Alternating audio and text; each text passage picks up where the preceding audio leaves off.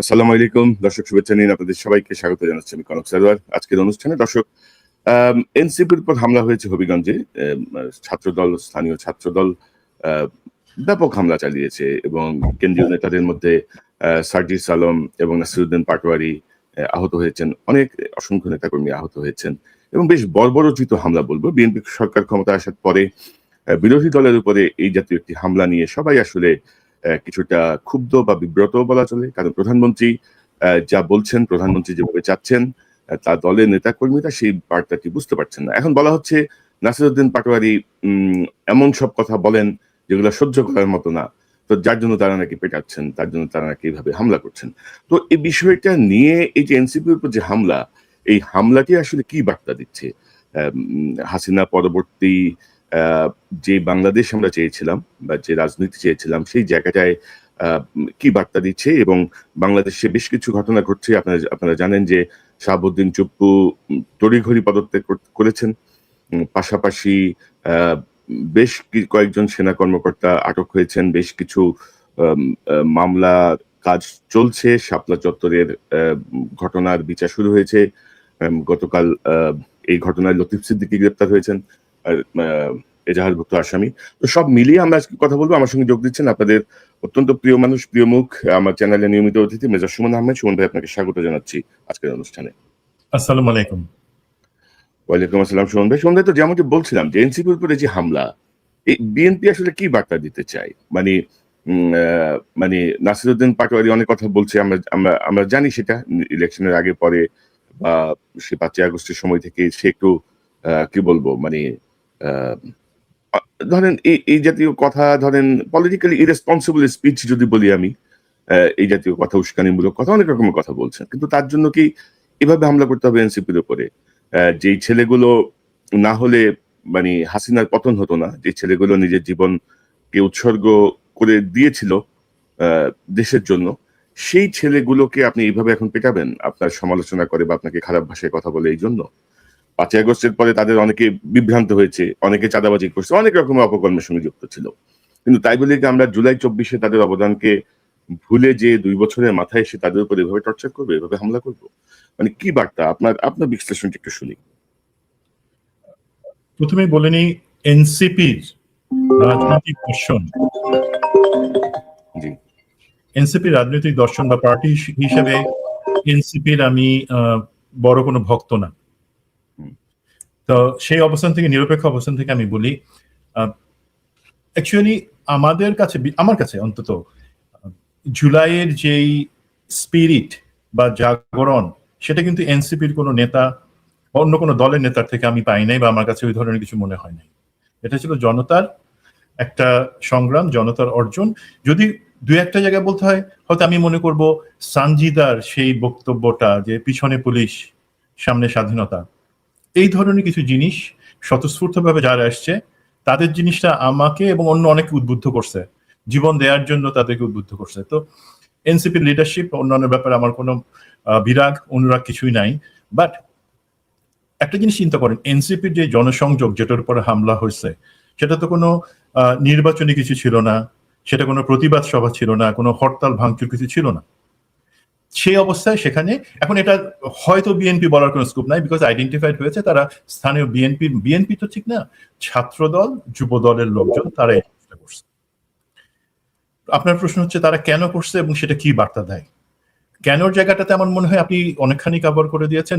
মূল টার্গেট ছিল নাসিরুদ্দিন পাটোয়ারি। তাকে যদি আপনি একটা পার্সোনা হিসেবে ডিফাইন করেন, যে বিএনপির একটা অংশ, যারা বিএনপির মূল ধারা বা মূল স্পিরিটটাকে বিয়ার করে না স্থানীয় পর্যায়ের, তাদের কাছে এই নাসিরুদ্দিন পাটোয়ারি বা আমাদের শহীদ হাদি, তারা যেইভাবে কথা বলে বা যেই যেই কথাগুলো বলে, সেগুলো তারা পছন্দ করে না। তারা মনে করে এস্টাবলিশমেন্টের উপরে বা পার্টি হিসেবে বিএনপির উপরে সেটা একটা আঘাত। সেই জায়গাতে বিএনপির আপনি কি দেখছেন যাদের উপর ইভেন মির্জা আব্বাসের ব্যাপারে শহীদ হাদি যেই কথা বলছেন, বা পরবর্তীতে পাটোয়ারি যেই কথাগুলো বলছেন, মির্জা আব্বাস কি তাদের সাথে মারামারি করতে গেছেন? ডান নাই। নিজে বেচারা অসুস্থ হয়ে সিঙ্গাপুরে বসে আছেন। এখন হার্টের একজন রোগী এত মাস ধরে বসে আছেন কেন, সেটাও একটা প্রশ্ন। তো বিএনপির কোন নেতা বা শীর্ষ পর্যায়ে কেউ কিন্তু এই জায়গাটাতে আমার মনে হয় না তারেক রহমানের গাইডেন্সের বাইরে গিয়ে প্রতিশোধ বা প্রতিহিংসার জায়গায় যাচ্ছেন।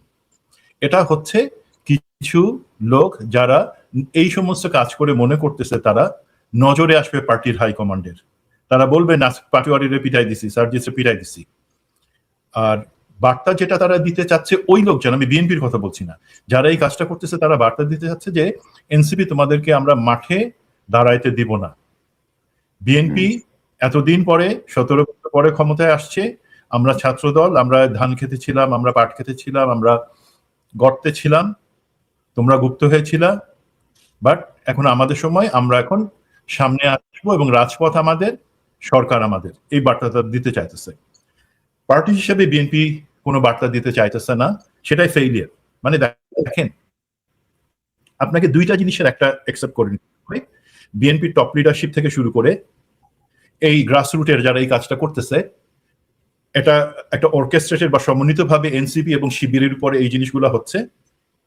অথবা ফ্লিপ সাইড অফ দ্য কয়েনে যদি আমি যাই, সেটা হচ্ছে না, বিএনপির শীর্ষ নেতৃত্ব কোনোভাবে এই জিনিসটা চায় না, বিকজ তারা এখন রিকনসিলিয়েশন এবং একটা নতুন বাংলাদেশ গড়বার জায়গায়, ফ্যাসিজম পরবর্তী জায়গায় সবাইকে নিয়ে কাজ করতে যাচ্ছে, সবাইকে স্পেস দিতে চাচ্ছে, তারা চাচ্ছে না। বাট স্থানীয় পর্যায়ে এরা সেই তার উল্টা কাজটা করতেছে। তো প্রথমটা যদি হয় সেটাও খারাপ, দ্বিতীয় যদি হয় সেটা তো আরো খারাপ, যে তার মানে বিএনপির অ্যাকচুয়ালি কেন্দ্রীয় পর্যায়ের নেতাদের মাঠ পর্যায়ের নেতৃত্ব বা ছাত্র দল, যুব দল, তাদের উপর বিন্দুমাত্র কোনো কন্ট্রোল নাই, গাইডেন্স নাই, এবং কোন জিনিসটা করা যাবে না সেটার যে এক্সাম্পল সেট করে বলা। আমরা দেখছি এই সরকার নির্বাচনের আগে এবং বিএনপি এইবার সরকার গঠনের পরেই 15 দিনের মধ্যে বেশ কিছু জায়গায় কিছু পিউনিটিভ অ্যাকশন নেওয়া হয়েছিল। যারা এই ধরনের ফাইজলামি ইতরামি করছে তাদেরকে দল থেকে বহিষ্কার বা অন্যান্য শৃঙ্খলার ব্যবস্থা নেওয়া হয়েছে, বাট সেটা কিন্তু বন্ধ হয়েছে অনেকদিন। তো সেই সুযোগটা নিয়ে যে মেসেজটা পাচ্ছে না, পরিষ্কার মেসেজটা পাচ্ছে না, সেই কারণে বিএনপি কোনো মেসেজ দিতে ফেল করতেছে, রাদার মেসেজটা দিতেছে গ্রাসরুটের এরা, যে রাজপথ বা মাঠ, ছাত্রদল, যুবদল এবং বিএনপির মাঠ পর্যায়ে এরাই ধরে রাখবে, এখানে অন্য কারো জায়গা নাই। এবং জি সুমন, আমি যদি আপনাকে বলি যে ধরেন বিএনপির শীর্ষ পর্যায়ের ইঙ্গিত ছাড়া বা শীর্ষ পর্যায়ের অনুমোদন ছাড়া এরকম একটা ঘটনা ঘটেছে আমি মনে করি না। এবং আমি যদি আপনাকে দেখাই যে মানে নির্বিচারে ধরেন যে মাইক্রোবাস গুলো ভাড়া নিয়ে যাওয়া হয়েছে, সেই মাইক্রোবাসের ড্রাইভারদেরকে পেটানো হয়েছে। আপনি যদি দেখেন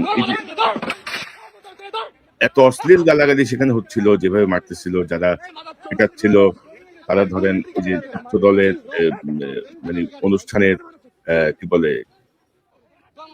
গেঞ্জি পরে, লোগো লাগানো গেঞ্জি পরে তারা ইয়ে করতেছে, মানে অর্থাৎ ধরেন একটা বেহাল অবস্থা। এবং ধরেন আপনি যদি দেখেন সেখানে কোনো আইন শৃঙ্খলা রক্ষাকারী বাহিনীর কোনো ভূমিকা কিন্তু আমরা দেখি নাই আর কি। এই যে একটা দীর্ঘ সময় ধরে তাদেরকে এভাবে পেটানো হলো, রাস্তা ব্লক করে মারা হলো, বা এনসিপি যে এরকম একটা কর্মসূচিতে গেল সেটার একটা নিরাপত্তার ব্যবস্থা তো আছে, তাই না? এখন ধরেন এনসিপি কে আপনি যাই বলেন, এনসিপি তো ভাই বিরোধী দলের অংশ, তাই না? বিরোধী দলের অংশ, নাহিদ ইসলাম বিরোধী দলের হুইপ। সো আপনি এটা তো এক অর্থে বিরোধী দলের উপরে হামলা, এক অর্থে বিরোধী দলের উপরে হামলা। তো এখন এই জায়গাটা আমি মনে করি না যে এটা সেন্ট্রালি তারা জানতেন না বা সেন্ট্রাল থেকে এটা নির্দেশনা ছিল না। এবং আমি যদি আপনাকে একটা মানে পাল্টি ধরেন হাসিনা আমলের মতো পাল্টাপাল্টি শুরু হয়েছে, আমি একটু পরে দেখাচ্ছি আপনাকে, একটা সেকেন্ড। ধরেন ওই যে হাসিনা আমলে যেরকম ইয়ে হতো না, যে আজকে যেমন হবিগঞ্জে তাদের প্রতিবাদ সমাবেশ আছে, সেই প্রতিবাদ সমাবেশ ধরেন ওই জায়গায় ছাত্র দলও তাদের কর্মসূচি ডাক দিচ্ছে। হাসিনা আমলে যেরকম হইতো না যে বিএনপির কর্মসূচি, আওয়ামী লীগ সেখানে শান্তি সমাবেশ করবে, তো 144 দিয়ে এটা ভন্ডুল করে দেয়, সেই পুরাতন প্র্যাকটিসে যাচ্ছে। আপনি কি মনে করেন বিষয়টাকে? জি, আমি আপনার ওপিনিয়নটা আপনার, বাট আমার এখন পর্যন্ত I will hold my opinion যে এটাতে সেন্ট্রাল। এখন আপনি যদি বিএনপির কেন্দ্রীয় নেতৃবৃন্দ বলতে বুঝান লন্ডন থেকে যে এই পাখিগুলা উড়ে এসে মধু খাওয়ার জন্য বসছে, তারা এখন বিএনপির নীতি নির্ধারণ করছে এবং বিএনপিকে আসলে তারা চালাচ্ছে, সেটাই যদি বিএনপির সেন্ট্রাল পলিটিক্যাল ফিগার হয়, আপনি ঠিক। আর আমি যদি বলি যে বিএনপি যে রাজনৈতিক ঐতিহ্য, প্রায় 50 বছর ধরে বিয়ার করছে, সেখানে যারা কেন্দ্রীয় নেতৃবৃন্দ থাকার কথা, আমি এখনো মনে করি তারা এটার সাথে কোনোভাবে ইনভলভ না। এই জিনিসটা স্থানীয় পর্যায়ে হচ্ছে, বিকজ একটা মেসেজ তো তারা জানে যে এই যারা বিএনপির এগেনস্টে কথা বলবে তাদের পিটাইলে ভিতরে ভিতরে সবাই খুশি হবে পার্টির বা সরকারের।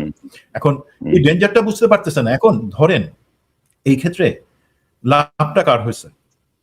বিএনপির হয় নাই, এনসিপির হয় নাই, শিবিরের হয় নাই। ক্ষতিটা কার হয়েছে? সবার ক্ষতি হয়েছে। যেমন আপনি ধরেন বিএনপির যে ইমেজটা, যে তাদের নেতৃবৃন্দ বা তারা পলিটিক্যালি একটা অর্গানাইজ দল না, যেখানে তাদের অনুশাসন নাই, সেন্ট্রালের অর্ডার লোকাল লেভেলে মানে না, সেটার একটা এক্সাম্পল জাতির কাছে তারা জানালেন। সব থেকে বড় জিনিস হচ্ছে এনসিপির তেমন হলো, এনসিপি একটা দুর্নীতিকে দুর্বল দল হিসাবে দেশের লোকজনের কাছে প্রেজেন্টেড হলো। শিবিরের উপরও তো ট্রল বা অন্যান্য কিছু আক্রমণ চলতেছে, সেই জায়গা থেকে তারাও এখন পর্যন্ত তারা হচ্ছে হাতে চুরি পরা দল, এই ধরনের কথা বলাও শুরু করছে কিছু কিছু লোকজন। এখন সুমন ভাই ধরেন দুর্বল দল বলে এখন কি এনসিপি, শিবির, জামাত সবাইকে লাঠিসোঁটা নিয়ে নামবে সরকারের 5 মাসের মাথায়? ভাই এই জায়গাটাতে আমি আসতেছি, সেটা হচ্ছে ধরেন আপনি কি চাচ্ছেন তাহলে যে আপনি ছাত্র দলকে ছাত্রলীগ বানাবেন বা ওই ধরনের একটা জিনিস বানাবেন যে মাঠে কাউকে জায়গা দিবে না, সবাই দুর্বল হয়ে থাকবে, আপনি দেখাবেন যে আপনারা কত সবল? ভাই যেই ডিএনএ ছাত্রলীগের, সেই ডিএনএ ছাত্রদল কোনোদিন পায় না এবং পাবে না। ছাত্রলীগ যে পরিমাণে নৃশংস কাজ করছে এবং যে পরিমাণে নির্মম ভাবে লোকজনকে পিটাইছে, সেটা ছাত্রদল কোনোদিন হইতে পারবে না এবং অ্যাকচুয়ালি হওয়ার মতো তাদের শক্তি নাই। আজকে যদি, আমি কোনো উস্কানির কথা বলতেছি না, আজকে যদি দেয়ালে পিঠ থেকে যায় এই এনসিপি এবং শিবির, তারা এক হলে পরে ছাত্রদল কি অ্যাকচুয়ালি রাস্তায় দাঁড়াতে পারবে? পারবে না। সেটা আমরা 36শে জুলাইয়ে দেখছি, পুরা জুলাই ধরে দেখছি, 24শে পারবে না। এটাই বুঝতে হবে এই সব ছেলে পেলে যারা এই সমস্ত আকাম করতেছে। আরেকটা জিনিস যেটা হচ্ছে, এই এনসিপি বা আপনি বলেন শিবির, যারা এখন নির্যাতনের জায়গায় আছে, ছাত্রলীগ যেই তাদের সময় যেটা করছে সেটা হচ্ছে তাদের ফোকাস, ছাত্রলীগের একটা ছেলে সে পিটাইতে বললে 10 জনকে খুন করে ফেলতো। বাট বিএনপির ডিএনএতে বা ব্লাডে কি আছে, বা ছাত্র দল বা এই যুব দল, তারা ওই কাউরে পিটানোর থেকে বেশি ব্যস্ত ধান্দাবাজিতে। ছাত্রদল কিন্তু ছাত্রলীগ কিন্তু ডেডিকেটেড হিসেবে একদম বাকি সবকিছু বাদ দিয়ে বিরোধী দলের দমন করছে। আর ছাত্র দল সেটা হইতে পারবে না কোনোদিন। সুতরাং যেটা তোমরা হইতে পারবে না সেটা হতে যাও না। এবং মাঝখান থেকে ক্ষতিটা বিএনপির সব থেকে বেশি হচ্ছে, রং মেসেজ যাচ্ছে, পার্টির সাংগঠনিক দুর্বলতা সেটা দেখায় দিচ্ছে। 2 নাম্বার হচ্ছে তারা যে এই ধরনের আবার ফ্যাসিবাদের প্রথম স্টেপে হাঁটতেছে, সেই জায়গাটা কিন্তু জনগণ একটুও পছন্দ করতেছে না। জনগণ সে বিএনপির সাপোর্ট করুক কি না করুক, সে যখন এই ফ্যাসিজমের পদধ্বনিটা দেখতে পাবে, তখন কিন্তু জনগণ 17 বছর অপেক্ষা করবে না, 17 দিনও হয়তো দরকার হবে। 17 বছরে আওয়ামী লীগের বিপক্ষে রাজপথে এই ছাত্র দলের কয়টা ভূমিকা আমরা দেখছি? এখন ক্ষমতায় আসছে, ভাবতেছে যে ওই পুলিশ আছে, আমরা আছি ক্ষমতায়, আমরা এখন বিশাল শক্তিশালী। যুগ পাল্টা গেছে।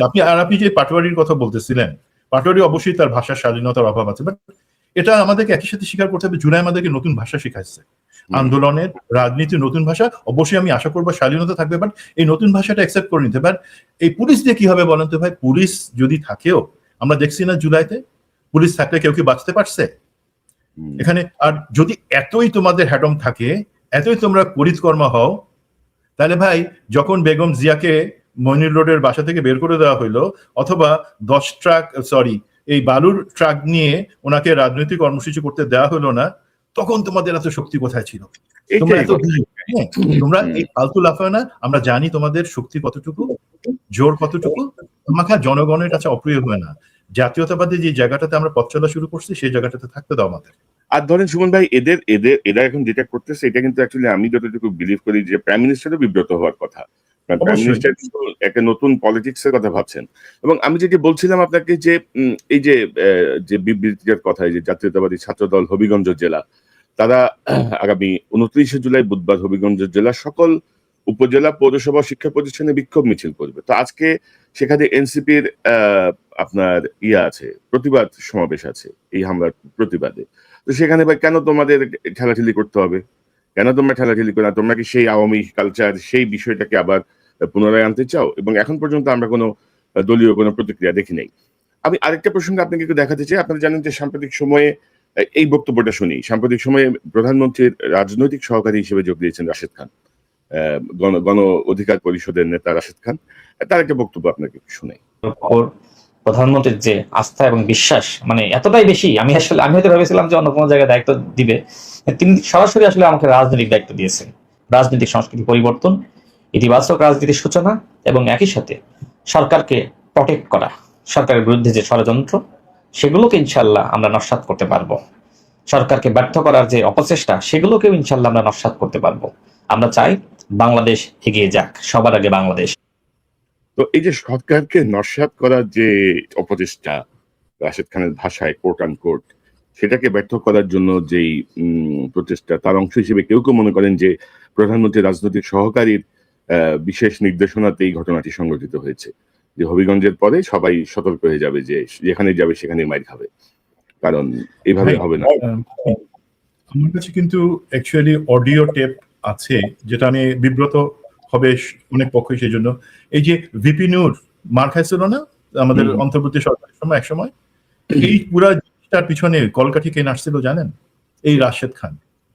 এখন সেই রাশেদ খান, এবং এ কিন্তু কলকাঠি নাড়ায় হচ্ছে, আপনি কথাটা নিয়ে আসছেন ভালো হয়েছে, এ কিন্তু, এবং সে তারপরে আবার কার সাথে তখন গোয়েন্দা বাহিনীর কার সাথে টেলিফোনে কথা বলছে, নির্দেশনা নিছে এবং মাফ চাইছে যে জিনিসটাতে অতিরিক্ত ফালতু কথা বলে ফেলার জন্য, সেগুলোর অডিও আছে ভাই। হ্যাঁ, সেই জিনিসগুলো এখন রাশেদ খান যদি মনে করে সে এই ধরনের কুকাম করে বেড়াবে, আমরা তখন বাধ্য হয়ে সেই জিনিসগুলো জায়গা মতো পৌঁছে পাবলিকলি আনবো না ভাই, এতটা রুচির দুর্ভিক্ষ হয় নাই। বাট আমি এই জিনিসটা সম্পূর্ণ দায়িত্ব নিয়ে বলতেছি যে সেটার অডিও আছে। এখন রাশেদ খান একটা জায়গায় কনফিউজ ছিল, আমি তাকে একটু হেল্প করি বুঝার জন্য। সে বলছে যে সে অ্যাকচুয়ালি বুঝে নাই যে তাকে এত বড় দায়িত্ব দেওয়া হবে অন্য কোথাও ভাই ভ্যাকেন্সি নাই। মিউনিসিপ্যাল কর্পোরেশনের যেই গরুর টানার গাড়িগুলো ছিল সেগুলো অবসলেট। মিউনিসিপ্যাল কর্পোরেশনের এখন এই বলদ দরকার নাই ময়লার গাড়ি টানার জন্য, সুতরাং ভ্যাকেন্সি ইজ ক্লোজড। একটা ভ্যাকেন্সি ছিল রাজনৈতিক সচিব, সেখানে তাকে বসে দেওয়া হচ্ছে। That's my point. সচিব রাজনৈতিক সহকারী, এবং আমার ধারণা হচ্ছে তাদের যে প্রধানমন্ত্রীর রেফারেন্স দিয়ে বলছে, কিন্তু আমার ধারণা হচ্ছে তাকে খাওয়ানো হয়েছে আর কি। ওই যে আছে না গ্রাম দেশে। ভাই আপনার কি মনে হয় যে এই যে ধরেন বিভিন্ন জায়গায় আমরা বিভিন্ন নিয়োগ দেখতে পাইছি, আমি মন্ত্রীদের কথা পরে আসতেছি, বিভিন্ন পদে সরকারি সংস্থা বা এই ধরনের লাভজনক জায়গাগুলোতে বসানো হচ্ছে যারা ধান্দাবাজি করার সুযোগ পায়, প্রধানমন্ত্রী জানেন এই জিনিসগুলা? তাকে এই যে বলি না যে লন্ডনী পাখি, এবং এখানে যারা সুবিধাবাদী বলেন, আজকে সংসদে স্পেসিফিক আমরা 4 জনের কথা জানি যারা বিএনপির আছেন, এর মধ্যে বিএনপি তাকে পরে নমিনেশন দিছে। এই 4 জন ছাড়া জুলাই আন্দোলনে অংশ নিছেন, অথবা জুলাই আন্দোলনে তাদের পরিবারের কেউ আহত মানে শহীদ হয়েছেন, অথবা আহত হয়েছেন, চোখ হারাইছেন, পা হারাইছেন, নির্যাতনের ভিতরে গিয়ে পুলিশের তাদের পা থেতলাই দিছে, এই ধরনের কয়জন আছে? নাই। বিএনপিতে আপনি খুঁজে পাবেন না ভাই। এখন এই সংসদে যেখানে রিপ্রেজেন্ট করতেছে জুলাই পরবর্তী আমাদের একটা সংসদ, সেখানে আমরা কি পাইলাম ভাই? আমরা একজন চলে গেছে, আরেকজনকে পাইলাম। সরি, আমরা চাইছিলাম রাষ্ট্রের পরিবর্তন, আমরা চাইছিলাম সিস্টেমের পরিবর্তন, আমরা চাইছিলাম যেখানে এস্টাবলিশমেন্টটা দায়বদ্ধ থাকবে জনগণের কাছে, রাষ্ট্র ব্যবস্থাটা এইভাবে নতুন করে হবে। তার বদলে আমরা নতুন অ্যাকসেপ্ট পাইলাম যারা অন্য জনগণের বা জুলাই বিপ্লবের প্রতিনিধিত্ব করেন না। সিম্পল জিনিস। সেই জায়গায় রাশেদ খান এবং তার মতো জনিত এখন রাজনৈতিক সহকারী হবে এবং একটা গাড়িতে চড়ে ঘুরে বেড়াবে, তারপর এনসিপি এবং শিবির দমন করার জন্য তারা বিভিন্ন ঘুট চাল চালবে। না, এটার পিছনে রাশেদ খানের ভূমিকার ব্যাপারটা আমাকে বেশ কয়েকটা গুরুত্বপূর্ণ চ্যানেল থেকে বলছে যে প্রধানমন্ত্রী দেখাতে হবে নির্দেশনা দিয়েছে। তো এখন ধরেন যে যেটা আমি বলছিলাম যে ধরেন ওই গ্রাম দেশে হয় না ওই যে মানে বিয়ের সময় ছেলের ত্রুটি বা মেয়ের ত্রুটি এগুলো নানাভাবে ঢেকে রাখা হয়, গোপন রাখা হয়। কলমাটা হয়ে গেলে তো এখন আর কি করা, বিয়ে তো হয়ে গেছে।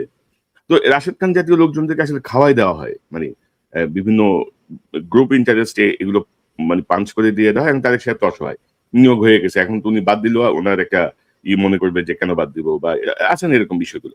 তো যাই হোক দেখা যাক কি হয়। বাট এভাবে হইলে মানে বাংলাদেশকে আর কোনোভাবেই এই হাসিনার আমলের বাংলাদেশে ফিরে যেতে দেওয়া হবে না। এই ব্যাপারে যদি কেউ যদি মনে করেন যে আমি পেশি শক্তি প্রদর্শন করব, এই নাসিরউদ্দিন পাটোয়ারি গালাগালি করে খারাপ কথা বলে এই জন্য তাকে রাস্তায় ধরে পিটাইতে হবে এই দলকে, ভাই এটা হইতে পারে না। আপনি যদি এবার সাম্প্রতিক সময় ভারতে যেই মোদী বিরোধী যেই বিক্ষোভটা হলো শিক্ষামন্ত্রী পদত্যাগের দাবি, তারপরে জেএনজিতে ভাষা দেখেন আপনি, একটা সভ্য ভাষা পাইছেন কোথাও আপনি? এটা হচ্ছে এখন ওয়ার্ল্ড ওয়াইড ট্রেন্ড, তাই না? এই ট্রেন্ডটাই এমন হয়ে গেছে, মানে এভাবেই বলে তো ওকে ফাইন, আমরা আমাদের দেশের কালচারে এগুলো পছন্দ করি না বা ওকে ফাইন, এটা ভিন্ন জিনিস। এটা নাসিরুদ্দিন পাটোয়ারিকে নিয়ে কেউ নাচানাচি করতেছে না, এত হুল্লে হুল্লে করতেছে না, কিন্তু তাই বলে আপনি রাস্তায় ধরে পেটাবেন, এভাবে নির্মমভাবে হামলা করবেন হাসিনা? পাটোয়ারি সেটা রাজনীতির মাঠে বলে রেটরিক আছে, ওর মুখ থেকে রেটরিক। আপনি নিশ্চয়ই পাটোয়ারির সাথে আপনি কথা বলছেন, আপনার অথবা যদি বলার সুযোগ হয় যে কেউ সে আপনার সাথে যখন কথা বলবে ভাই ভাইয়া এছাড়া, এবং প্রচন্ড ভদ্রভাবে সে আপনার কাছে পেশ আসবে, সে আপনার সাথে এখন ধরেন এই জায়গায় সিলেকশন যেটা বললেন, বিএনপি যদি সত্যি সত্যি চাইতো যে তাদের ভালোর জন্য কিছু লোক, আমি বলি বিএনপি মিডিয়াটা এই সমস্ত জায়গায় কিন্তু একদম এমনিতে তো খারাপ করতেছে, বিভিন্ন জায়গায় গর্তে পড়তেছে, মিডিয়া দিয়ে যদি বা সোশ্যাল মিডিয়া দিয়ে যদি জিনিসটা ম্যানেজ করতে চাইতো, তারা কিন্তু কি করতো, এই প্রিসিলা নিউ ইয়র্কে থাকে, ওকে কিন্তু ওকে একটা অ্যাডভাইজার হিসেবে রাখতে পারতো, যে আমাদেরকে বলো কি ম্যাচিউরলি সে হিউমার গুলা করে এবং সাজেশন গুলা দেয়, সেই ধরনের একজন লোক কি পুরো বিএনপিতে আছে? নাই। সো আমার মনে হয় এই জায়গাগুলোতে চরম ভুল করে যাচ্ছে।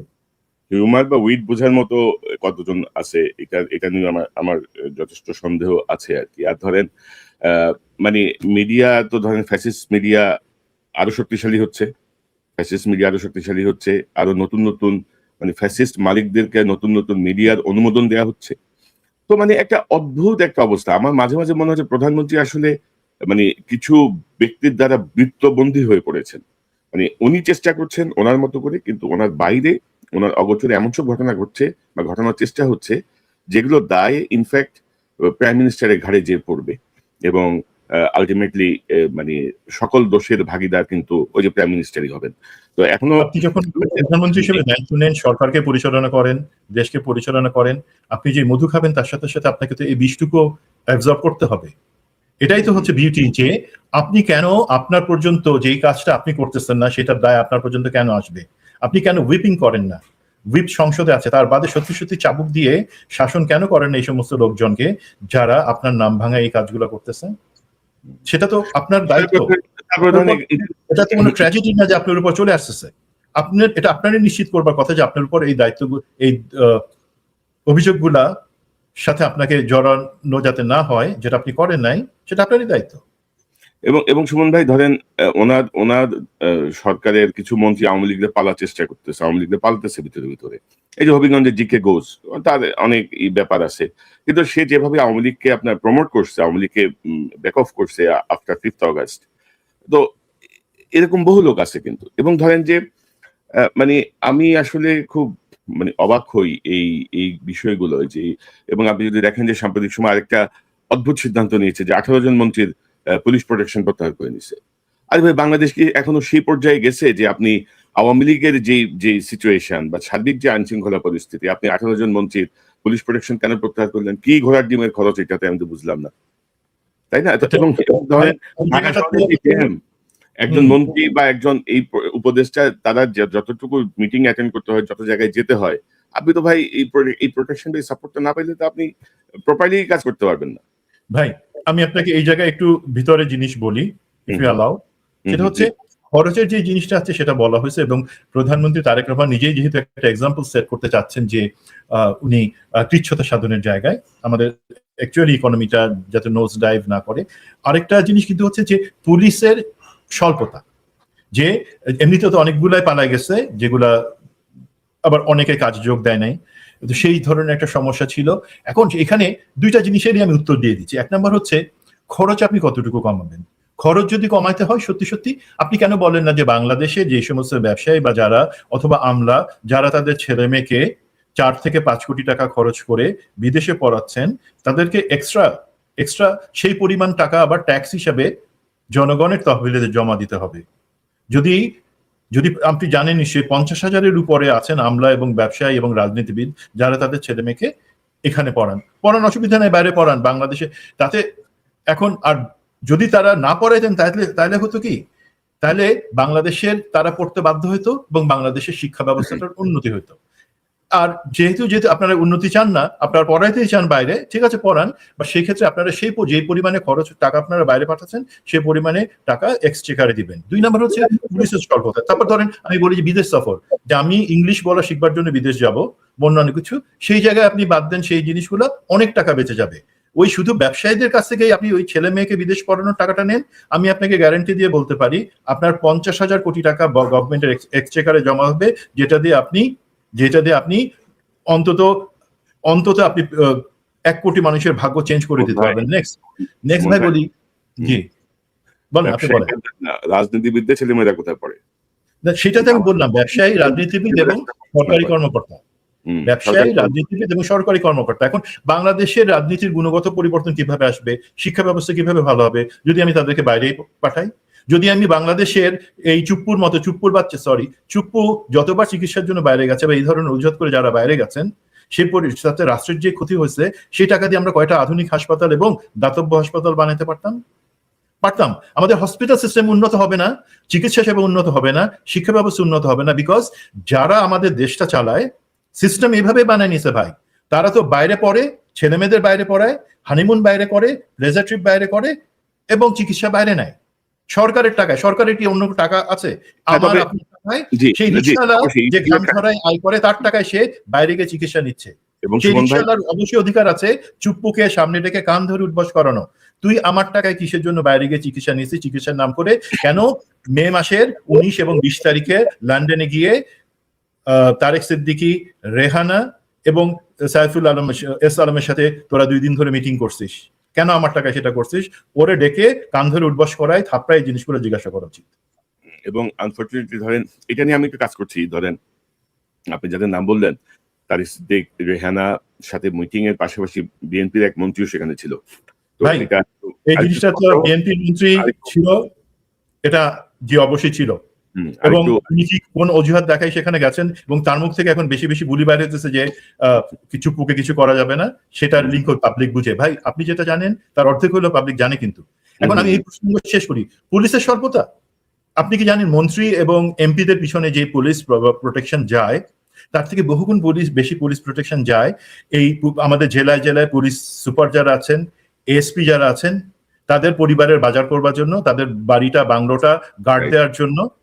তার থেকে অন্তত 10 গুণ বেশি তাদেরকে বলেন যে তোমরা যদি সত্যি জনগণের বন্ধু হও তোমাদের বাসা থেকে গার্ড প্রত্যাহার, তোমাদের বাজার করার জন্য, তোমার স্ত্রী কোথায় শপিং করতে যাবে সেটার জন্য পুলিশ এবং পুলিশের গাড়ি এবং পুলিশের প্রোটেকশন হবে না বলে দেন। পুলিশের স্বল্পতা দেখবেন পরের দিন কমে গেছে। এই জায়গাগুলোতে হাত দিবে না সরকার, বিকজ তারা অপেক্ষা করে প্রধানমন্ত্রী কোন একটা জনপ্রিয় ঘোষণা দিক, সেটা তারা পালন করবে। প্রধানমন্ত্রীকে এই জিনিসগুলো বলা, তার কানে এই জিনিসগুলো তুলে ধরার জন্য কেউ কি আছে? আছে কে? রাশেদ খানের মতো লোক আছে, জাহিদের মতো লোক আছে, যারা তাদের স্বার্থটা উদ্ধার করবার জন্য যতটুকু সেটা করবে।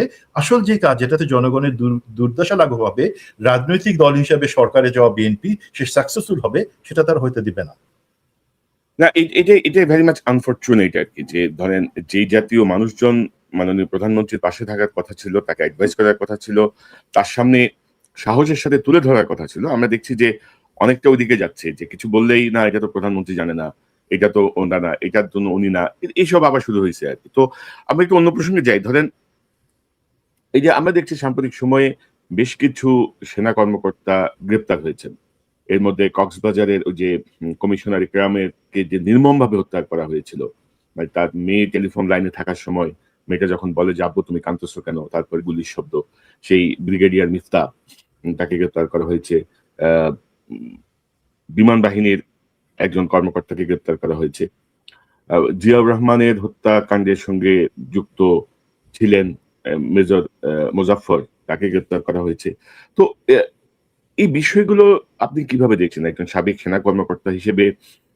এই গ্রেপ্তারগুলোর কোনো প্রতিক্রিয়া কি আপনি লক্ষ্য করছেন কিনা, বা এই যে গ্রেপ্তারগুলো চলছে হঠাৎ করে আমরা দেখছি যে এই ঘটনাগুলো সামনে আসছে, এর মধ্যে শাপলা চত্বরের 41 জনের চার্জশিট দেওয়া হয়েছে, আবার সেখানে আবার ধরেন ইমরান ইবনে রৌফ নামে যে মেজর না কর্নেল বলতেন, কর্নেল থেকে অবসরে যাওয়ার পরে আমাদের মিলিটারি লিডারশিপ তার ভালো কাজের জন্য পুরস্কার হিসেবে ব্রিগেডিয়ার হিসেবে সুবিধা দিয়ে অবসর দিচ্ছে। এই ক্রিমিনালটা কিন্তু শাপলার সঙ্গে যুক্ত ছিল, তাকে কিন্তু সেখান থেকে বাদ দেওয়া হয়েছে। তো ধরেন ক্রিমিনালকে রক্ষা করার জন্য এখনো কিন্তু অনেক মুরব্বীরা কিন্তু সজাগ ভাবে আছে আর কি। ইমরান ইবনে রৌফকে নিয়ে কিন্তু এর আগেও আমি বেশ কয়েকটা পোস্ট করেছি ফেসবুকে, প্রোগ্রামে আলোচনা হয়েছে, কিন্তু তারপরেও কেন যেন হচ্ছে। তো সব মিলিয়ে আপনার বিশ্লেষণটা একটু শুনি আমরা। আমি প্রথমে এই জায়গাটা কভার করে নিই যে ইমরান ইবনে রৌফ কিন্তু দেখেন তার কিন্তু ইমিগ্রেশন বার্ড ছিল, মানে তার পাসপোর্ট কিন্তু বাতিল ছিল, তার দেশের বাইরে যাবার কথা না। তাকে এবং অন্য বাকি অনেককেই গুম কমিশন, আমি যতটুকু জানি, তাদেরকে হাজির করার জন্য বলছিল।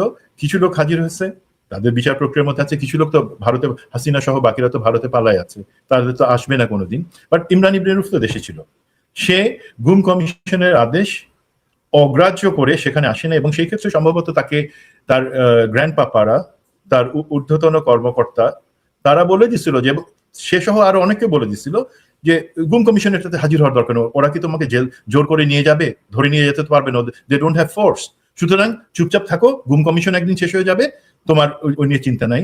এবং ইমরান ইবনে রৌফ সেই ধরনের একজন যে এই সুবিধা নিয়ে গুম কমিশনের কাছে হাজির হয় নাই। এখন গুম কমিশন যেটা করছে, হাজিরা না হওয়ার কারণে তাকে সেখানে, তখন তা এই যে এখন যে নামটা অভিযোগ সেখান থেকে বাদ গেছে। বাট একটা ইম্পর্টেন্ট জিনিস আছে যেটা অনেকে জানেন না, সংক্ষুব্ধ হয়ে যে কেউ অথবা জনস্বার্থে এখন তার গুম কমিশন নাই, আইসিটির কাছে একটা আবেদন করতে পারেন, এই ইমরান ইবনে রৌফ অথবা এই ধরনের বাকিদেরকে অবিলম্বে গ্রেফতার করা হোক বা চার্জশিটে তাদের নামটা যোগ করা হোক, সেটা প্রভিশন আছে।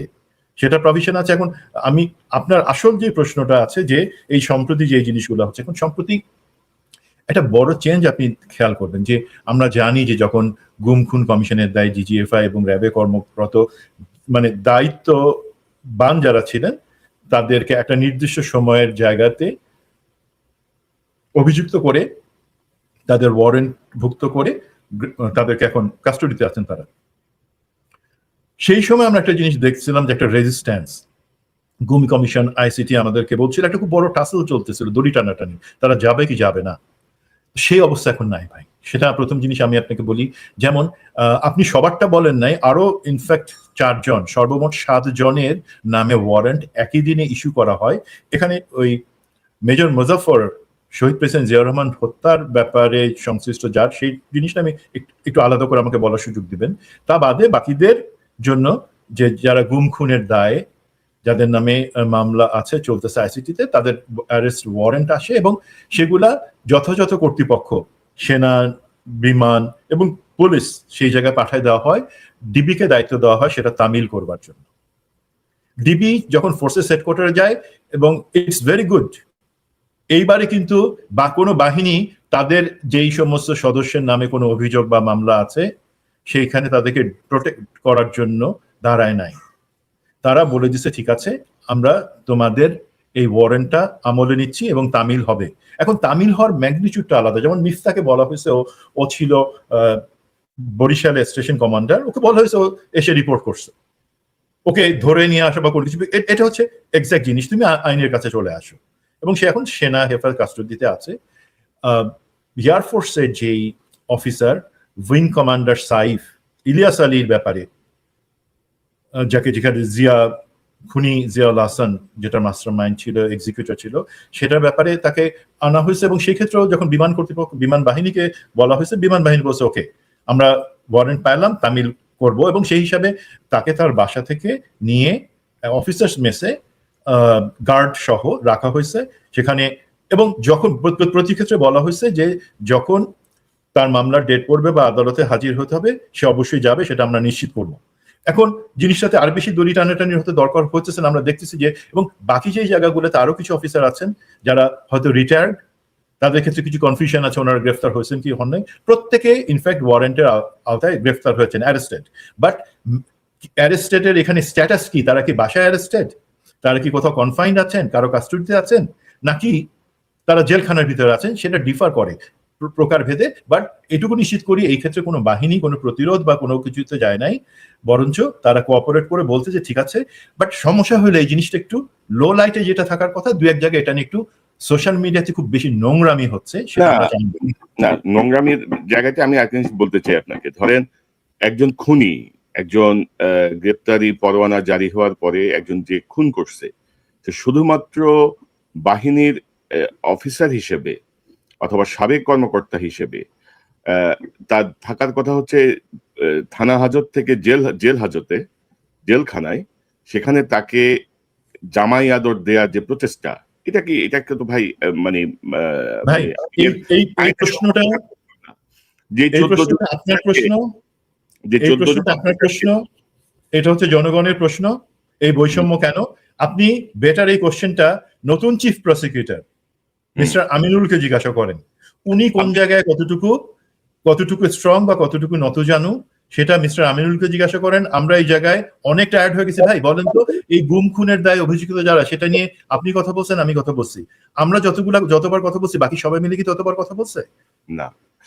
গালি তো আমরা, এবং সেই পরিমাণে গালি তো বিভিন্ন জায়গা থেকে আমি আপনি খাইছি ভাই। আমি কথা বলবো না। আমার যেটা হচ্ছে ভাই, দেখেন একটু, যদি যারা অভিযুক্ত তাদের ব্যাপারে, তার মা বাপ ভাই বোন শ্বশুর শাশুড়ি নিয়ে টানাটানির দরকার নাই। আপাতত সেই জায়গাটা আমরা ক্ষান্ত দিই। যে অপরাধী তার ব্যাপারে, বা যে অভিযুক্ত, অপরাধী না তো অভিযুক্ত, সেই জায়গাটাতে অবশ্যই বৈষম্যহীন ভাবে আইনের প্রয়োগ হতে হবে। ইউ আর ভেরি রাইট, বৈষম্যহীন ভাবে আইনের প্রয়োগ, এবং সেটা আমি বিশ্বাস করি সেটা হবে ইনশাল্লাহ। আরে ভাই, আপনি একটা খুনের পরোয়ানাভুক্ত আসামিদের আপনি কোমরে রশি লাগাই, হ্যান্ডকাপ লাগাই আপনি পিকআপে করে আনবেন। আপনি এখানে জামাই আদরে বলতেছেন ভাই তুমি এখানে রিপোর্ট করো, তোমাকে রাখতাম।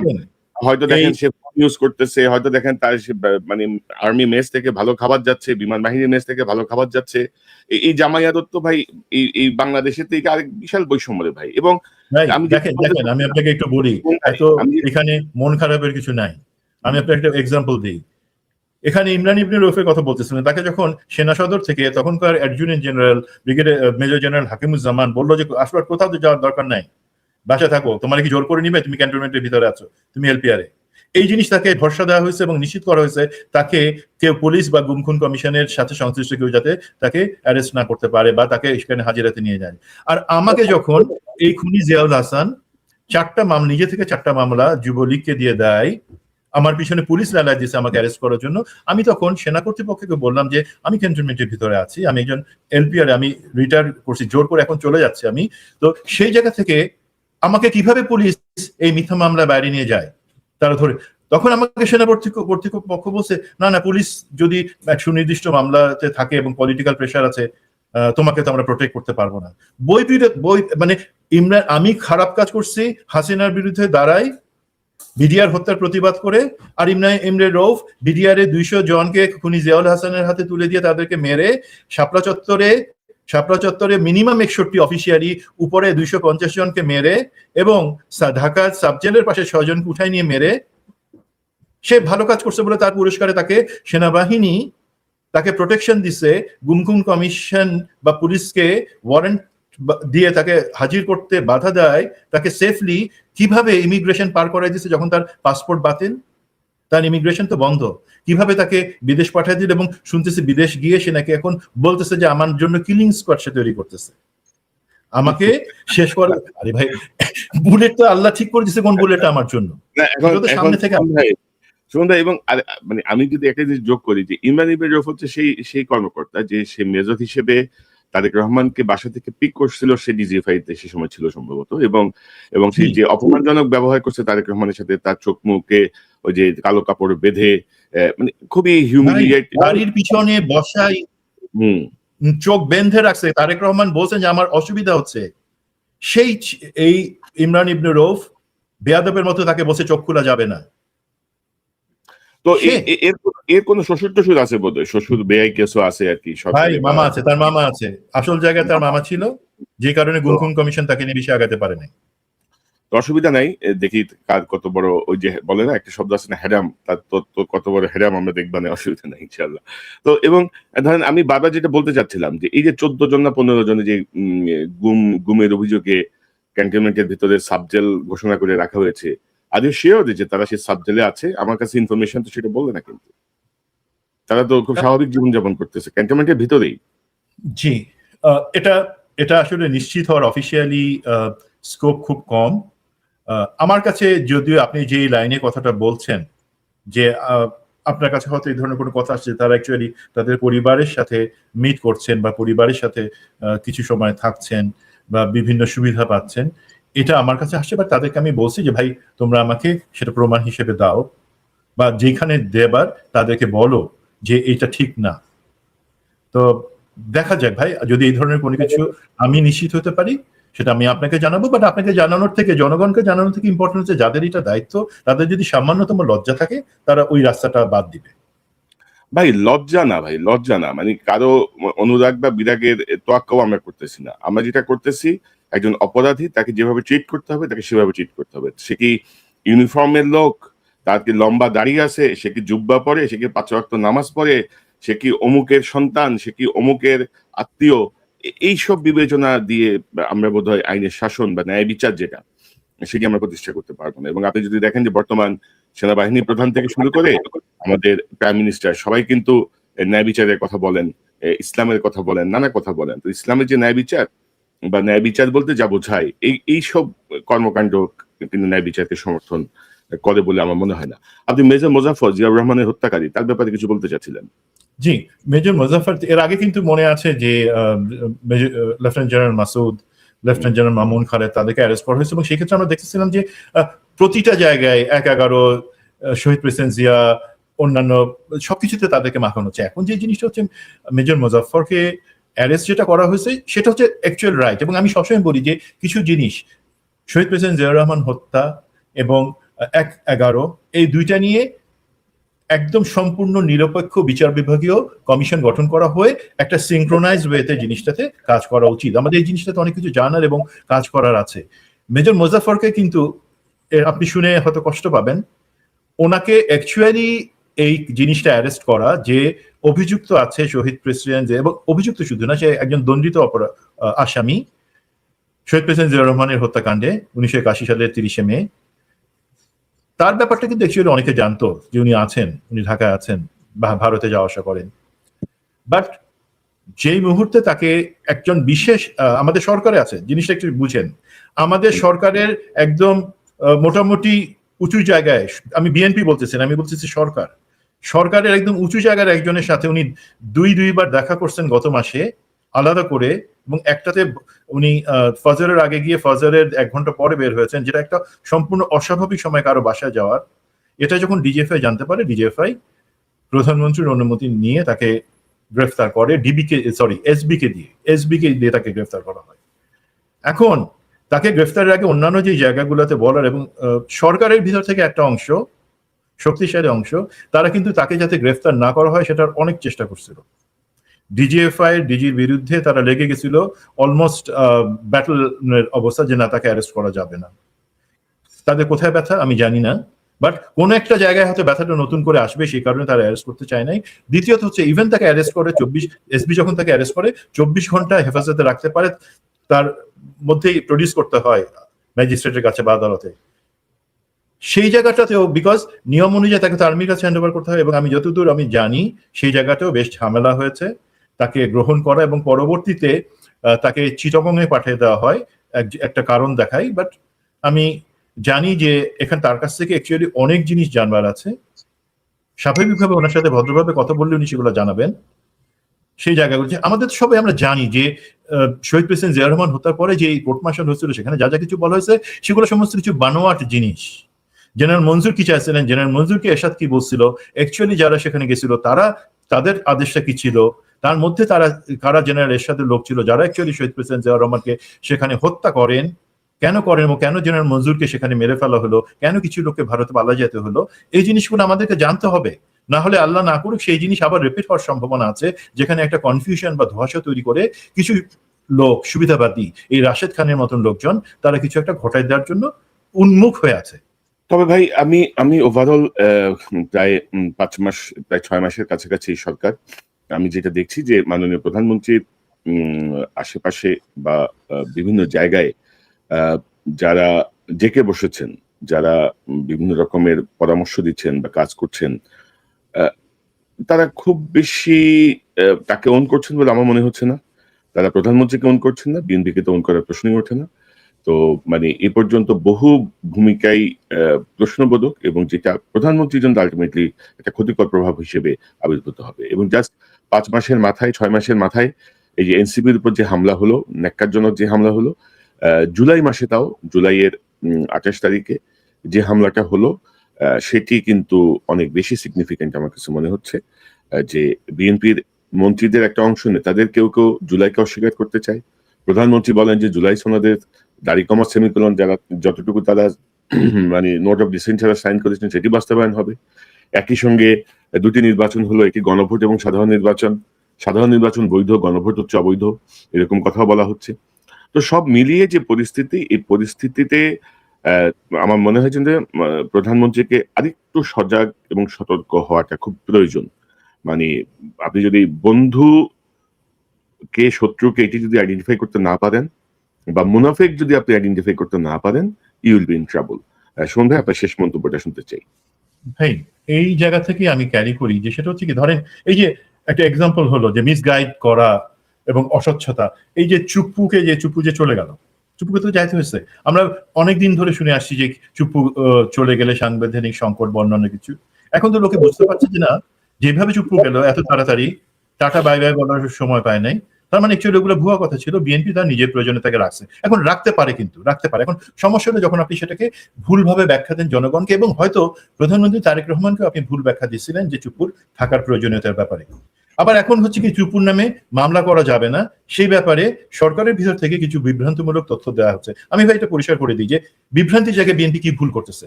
জনগণ কি একটা সংবিধান পড়তে পারে না? সংবিধানের 51 থেকে 55 পর্যন্ত পড়তে লাগবে 4 মিনিট।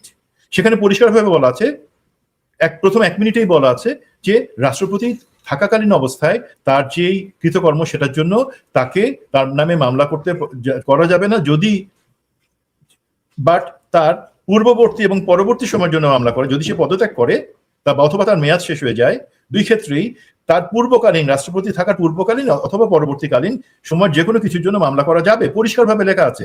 বাট ইভেন সে রাষ্ট্রপতি থাকা অবস্থায় কিছু খারাপ করছে কিনা সেটার জন্যও কিন্তু মামলা করার সুযোগ আছে, যদি তাকে আমরা বা বিএনপি ইমপিচ করতো। সেটা তো করে নাই।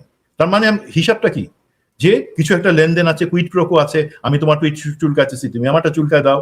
একটা দেখেন এই সমস্ত জায়গায় একটা কথা চালু হয়ে যাচ্ছে কিন্তু আস্তে আস্তে, যে এই যে বিভ্রান্তি স্মরণ হচ্ছে চুপ্পুর নামে কিছু করা যাবে না, সেটা হচ্ছে অ্যাকচুয়ালি তার যেই কিছু আছে অ্যাসেট বর্ণনা কিছু, সেটার ম্যানেজমেন্টে কিছু ব্যক্তিগতভাবে কিছু লোক লাভবান হতে চায়, সেই জন্য তার সাথে একটা বন্দোবস্তে আসতেছে। ভাই তাকে আপনি ছেড়ে দেন, আমার কোনো অসুবিধা নাই, বিচার করবেন না, কোনো অসুবিধা নাই। বাট তার আগে আপনাকে নিশ্চিত করতে হবে, সরকার হিসাবে বিএনপিকে নিশ্চিত করতে হবে, এই যে 3 লাখ কোটি টাকা আমাদের জনগণের, আপনার আমার টাকা, সে যে আওয়ামী লীগকে এবং তারা মিলে দেশের বাইরে আমাদের টাকা মেরে গেল, সেই টাকা যদি ফেরত আনেন অথবা সেই টাকাটার একটা বন্দোবস্ত করতে পারেন, আমাদের ফেরত দেন সেই টাকা, দেন চুপুরে বাইরে পাঠিয়ে দেন, আমার কোনো আপত্তি নাই। কিন্তু আমি ক্ষতিগ্রস্ত হব আর আপনারা নিজেদের আখের গোছাবেন, লন্ডনে গিয়ে মিটিং করবেন চুপুর সাথে একই সাথে মিলে, we cannot accept that one. এটা হচ্ছে জিনিস। এবং সুমন ভাই, ধরেন স্বরাষ্ট্রমন্ত্রী বলছেন চুপ্পুর বিরুদ্ধে কোনো ইয়ে করা যাবে না, সংবিধানের দোহাই দিচ্ছেন তিনি, যদিও এটি তার জুরিসডিকশনের মধ্যে পড়ে না। চুপ্পুর বিরুদ্ধে মামলা হবে কি হবে না এটি স্বরাষ্ট্র মন্ত্রণালয়ের কোনো বিষয় না। আইনমন্ত্রী আবার বলছেন যে তারা খতিয়ে দেখছেন ইত্যাদি ইত্যাদি, অর্থাৎ দুই মন্ত্রী দুই রকমের বক্তব্য দিচ্ছেন। তো স্বরাষ্ট্রমন্ত্রীর ভূমিকাটা একটু অতি উৎসাহী ভূমিকা, এবং মানে একবারে মানে আমার তো ভাই এটা বলার কোনো ইয়েই নাই। ঠাকুর ঘরে গিয়ে আমি কলা খাই না কিছু জিনিস আমরা দেখতে পাচ্ছি ভাই। এখন কিছু জায়গায় আমি তো বললাম ভাই, ওনার নামে ওনার কৃতকর্মের জন্য যে অবস্থা নিতে পদত্যাগ করছেন, ইমপিচ তো করা যায় নাই। আগে কি করছেন, কিভাবে আমাদের টাকা মেরে খাচ্ছেন, ইসলামী ব্যাংক ধ্বংস করছেন, ইসলামী ব্যাংক থেকে টাকা নিছেন, সেটার নামে মামলা করা যাবে ভবিষ্যতে কিছু করলে, সেটা এখানে ফুল স্টপ। এর বাদে সংবিধান পরিষ্কারভাবে, এখানে কোনো কনফিউশন নাই। এখন সংবিধান আপনি 4 মিনিটে বুঝবেন ওই 4 পাতা, নাকি 4 বছর বা 40 বছর লেগে যাবে আপনার বুঝতে, বা ইচ্ছা করে বুঝবেন না? হুসেন মোহাম্মদ এরশাদ 9 বছর রাষ্ট্রপতি ছিল না ভাই? উনি যেহেতু সামরিক বাহিনী ছিলেন, উনি তাহলে কি লোকে বলবে উনি যেহেতু সামরিক উর্দি পড়ার লোক ছিলেন, সামরিক বাহিনীর লোক ছিলেন, সেই কারণে ওনাকে তখন সংবিধানে ওনাকে গ্রেফতার করা গেছে। আর এখন যেহেতু চুপ্পু সে কোন একটা লেনদেনে আসছে, সেহেতু তাকে ভাই শুনেন, আমি একটা জিনিস বলি আজকে, জেনারেল ওয়াকার ওনার সমস্ত কিছু যে ব্যাপারে অভিযোগ আছে, সমস্ত কিছু অ্যাকচুয়ালি আমি ভুলে যাইতে চাই এবং ভুলে যাব। ওনার এই 36 জুলাইয়ের সময় জনগণের স্যাক্রিফাইস এবং যেই বিপ্লব সেটার প্রতি শ্রদ্ধা জানে উনি যে কাজটা করছেন সেটার জন্য, এবং পরবর্তীতে 1.5 বছর আইন শৃঙ্খলা পরিস্থিতি রক্ষায় উনি সরকারকে যতটুকু সহায়তা করছেন সেই জন্য আমি কিন্তু জেনারেল ওয়াকারের বাকি অন্য সবকিছু ভুলে যেতে চাই, বাট একটা জিনিস ভুলবো না, যেই লোকজনকে ওনারা ক্যান্টনমেন্টে রাখছিলেন, যে বদমাশগুলাকে আশ্রয় দিছিলেন, তাদেরকে 3 দিন ধরে রাখার পরেও, যেখানে জানেন উনি, তার মধ্যে মনিরুল আছে, যে আমার ভাই মেজর জাহিদকে 29টা বুলেট বুকের মধ্যে দিয়ে হত্যা করছে, যেই মখা আলমগীর এবং যেই স্বরাষ্ট্রমন্ত্রী কামাল, যারা বছরের পর বছর জঙ্গিবাদের নাম করে হাজার হাজার ছেলে মেয়েকে হত্যা করছে, তাদের সেটা তো আমরা এগুলো সবাই জানতো কে এই কাজ করছে। মনিরুল যে মেজর জাহিদকে হত্যা করছে সেটা তারা জানতো, জানার পরে আপনারা যে ছেড়ে দিলেন, সেই অভিযোগ আমি কখন আপনাদের উপর থেকে নিব না। তেমনি ভাবে বিএনপি যদি আজকে মনে করে কোন একটা বন্দোবস্তের কারণে তারা চুপ্পুকে ছেড়ে দিবে, চুপ্পুর জানেন বোধহয় 2 দিনের মধ্যে চুপ্পুর ফ্লাইট, সে চলে যাবে, কিন্তু সে ও পালাবে, তার মধ্যে তাকে যদি মামলা দিয়ে গ্রেফতার না করেন, আমি এই জায়গাতে আপনাদের জিন্দিগিতে ক্ষমা করব না। আমি জাতীয়তাবাদ, শহীদ জিয়া, বেগম জিয়া, উনি মা, সেই জিনিসটা আমার অন্তরে, বাট আপনারা সেটা ভাঙাই ক্ষমতায় বসে এখন লুটের টাকা ভাগ বাটোয়ারা করবেন, সরি, সেই জায়গায় আমি আই ক্যানট সাপোর্ট ইউ। ওইটাই, মানে ধরেন যে ওই বাংলাদেশে 17 বছরের ওই শাসন ব্যবস্থার মতো আর কোনো কিছু আমরা হতে দিব না। এটা হচ্ছে বিষয়। মেজর সুমন আহমেদ, আপনাকে অসংখ্য ধন্যবাদ আপনার মূল্যবান অংশগ্রহণের জন্য। নিশ্চয়ই আমরা পরিস্থিতি পর্যবেক্ষণে রাখছি, অনেক বিষয় আমরা নিকট সময়ে আবারও কথা বলবো। জি ধন্যবাদ, আসসালামু আলাইকুম। ওয়ালাইকুম আসসালাম। দর্শক, এতক্ষণ যারা অনুষ্ঠান শুনলেন, নিশ্চয়ই আপনি আলোচনা মর্মার্থ উপলব্ধি করতে সক্ষম হবেন। এনসিপির উপরে যে ন্যাক্কারজনক হামলা চালিয়েছে ছাত্রদল হবিগঞ্জে, আমরা তার প্রতিকার প্রধানমন্ত্রীর হস্তক্ষেপ চাই, যেন বিরোধী দল বা যারা ভিন্ন মতের তাদের বক্তব্য বা তাদের কারণে ক্ষুব্ধ হয়ে যেন রাখতে তাদের উপরে এই জাতীয় বর্বরতা চালানো না হয়, যেটি হাসিনা করত। সেই সংস্কৃতিতে যেন আমরা ফেরত না যাই। পাশাপাশি যাদেরকে গুম হত্যার অভিযোগে অভিযুক্ত করা হচ্ছে বিভিন্ন বাহিনীর সদস্য, তাদের প্রতি আইন যেন সমান আচরণ করে, তারা কেউ যেন জামাই আদরের সুযোগ না পায়, তাদেরকে যেন যথাযথ প্রক্রিয়ায় বাংলাদেশের যে স্বাভাবিক সাধারণ জনগণ, সাধারণ অপরাধী যেই ভাবে করা হয়, যে বিচারের সম্মুখীন হয়, ইউনিফর্ম পরা মানুষ মানে যাদেরকে বিশেষভাবে বিশেষ জামাই আদরে সুযোগ দেওয়া হবে, আমরা তার নিন্দা জানাই এবং এক্ষেত্রে আমরা প্রধানমন্ত্রী হস্তক্ষেপ কামনা করি। পাশাপাশি শাহাবুদ্দিন চুপ্পুকে অবশ্যই বিচারের মুখোমুখি করতে হবে এবং ইসলামী ব্যাংকের থেকে এস আলমকে টাকা আত্মসাৎ এবং পাত্রের সুযোগ করে দেয়া, দুদকে বসে নানা অপকর্ম করা, বেগম খালেদা জিয়ার বিরুদ্ধে মিথ্যা মামলাকে ফ্রেমিং করা, সকল কিছু মিলিয়ে চুপ্পুর প্রতি কোনো অনুকম্পা নয়, তার প্রতি যথাযথ আইন অনুযায়ী বিচারের তাকে মুখোমুখি করতে হবে। আর সে যদি পালায়, আপনারা মনে করতে পারেন যে আপনাদের কাউন্টডাউন আরেকটু দ্রুত শুরু হয়ে যাবে আর কি, অনেক বিষয় নিয়েই। তো সেই জায়গাটায় আমি সংশ্লিষ্ট জায়গার দৃষ্টি আকর্ষণ করছি। আশা করি আপনারা বুঝতে সক্ষম হবেন আমরা কি বলতে চাচ্ছি, কি বলা হচ্ছে। দর্শক, এই চ্যানেলটি সাবস্ক্রাইব করে আমাদের পাশে থাকুন, এই চ্যানেলের মেম্বারশিপ নিয়ে আমাদের পাশে থাকুন।